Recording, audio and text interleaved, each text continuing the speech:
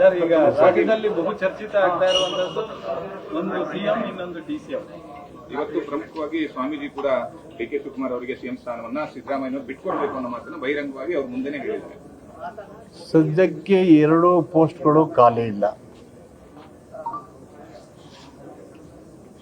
ಮುಖ್ಯಮಂತ್ರಿ ಆಯ್ಕೆ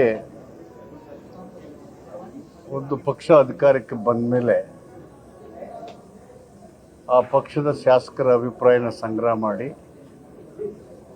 ಆ ಕಾಲಮಾನದ ಸನ್ನಿವೇಶಗಳನ್ನು ನೋಡಿ ಪಕ್ಷದ ಹೈಕಮಾಂಡ್ ತೀರ್ಮಾನ ಮಾಡೋದು ಅದು ವಾಡಿಕೆ ಮತ್ತು ಪದ್ಧತಿ.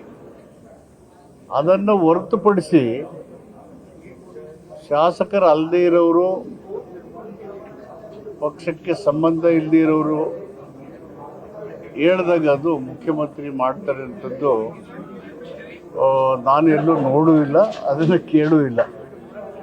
ಬಟ್ ಜನರಿಗೆ ಅವರ ಅನಿಸಿಕೆ ಅಭಿಪ್ರಾಯ ಹೇಳೋದಕ್ಕೆ ಸಂವಿಧಾನದಲ್ಲಿ ಮುಕ್ತವಾದ ಅವಕಾಶ ಇದೆ. ಅದು ಚರ್ಚಾ ವಿಷಯನೂ ಅಲ್ಲ. ಈಗ ಡಿಸಿಎಂ ಮಾಡಬೇಕು ಡಿಸಿಎಂಗಳಿಗಾಗಬೇಕು ಅಂತೇಳಿ ಭಾಳಷ್ಟು ಜನರಿಗೆ ಆಗಬೇಕು ಅಂತಕ್ಕಂಥ ಅನಿಸಿಕೆ ಇದೆ, ಭಾವನೆ ಇದೆ. ಅದಾಗಬೇಕು ಅಂತ ಹೇಳುವಾಗ ಬೇರೆ ಬೇರೆ ಕಾರಣಗಳು ಮತ್ತು ಪಕ್ಷದ ಬಲವರ್ಧನೆ, ಸರ್ಕಾರ ಹೆಚ್ಚಿಸಬಹುದೇನೋ ಅಂತ ಅನಿಸಿಕೆ ಅವ್ರಿಗಿರ್ಬೋದು. ಇದೆಲ್ಲವನ್ನ ತೀರ್ಮಾನ ಮಾಡೋದು ಹೈಕಮಾಂಡ್. ಹೈಕಮಾಂಡು ಏನು ಹೇಳುತ್ತೆ ಅದೇ ಅಂತಿಮ.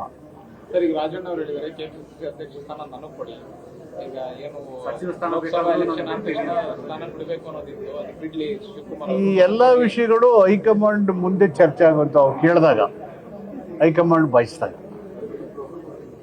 ಅದನ್ನು ಹೊರತುಪಡಿಸಿ ಇದು ಮಟೀರಿಯಲೈಸ್ ಆಗೋದಿಲ್ಲ. ನಮ್ಮಷ್ಟಕ್ಕೆ ನಾವೇ ಮಾತಾಡ್ಕೊಂಡ್ರೆ. ಬಟ್ ಪಕ್ಷದ ವೇದಿಕೆ ಒಳಗಡೆ ಚರ್ಚೆ ಆಗ್ತಕ್ಕಂಥ ವಿಷಯಗಳು ಹೈಕಮಾಂಡ್ ಇವೆಲ್ಲವನ್ನ ಅವ್ರಿಗೆ ಅನಿವಾರ್ಯ, ಅಗತ್ಯ ಆಗಬೇಕು ಅಂತ ಹೇಳಿದಾಗ ಎಲ್ಲರನ್ನೂ ಕರೆಸಿ ಮಾತಾಡ್ತಾರೆ. ಸಂಪುಟದಲ್ಲಿರುವಂತಹ ಒಬ್ಬ ಸಚಿವರು ಇಂಥ ಶುರುವಾದಾಗ ಒತ್ತಡ ಶುರುವಾಗಲ್ವಾ? ಯಾಕಂದ್ರೆ ಒಬ್ರು MLA ಅದು ಬೇರೆಯವರು ಮತದಾರ ಮಾತಾಡಿದ್ರೆ ಆಯ್ತಪ್ಪ ಬೆಲೆ ಇಲ್ಲ. ಅವರು ಅಭಿಪ್ರಾಯನ ಪಕ್ಷದ ಹಿತದೃಷ್ಟಿಯಿಂದ ಹೇಳಿರ್ಬೋದು. ಆ ತಕ್ಷಣಕ್ಕೆ ನಾವೇನು ಒತ್ತಡ ಅಂತ ತಿಳ್ಕೋಬೇಕಾದ ಅಗತ್ಯ ಇಲ್ಲ. ಅಂತಿಮವಾಗಿ high command will take a decision. Thank you. News first, ನಿರ್ಭೀತಿಯಿಂದ ನಿಮ್ಮ ಪರವಾಗಿ.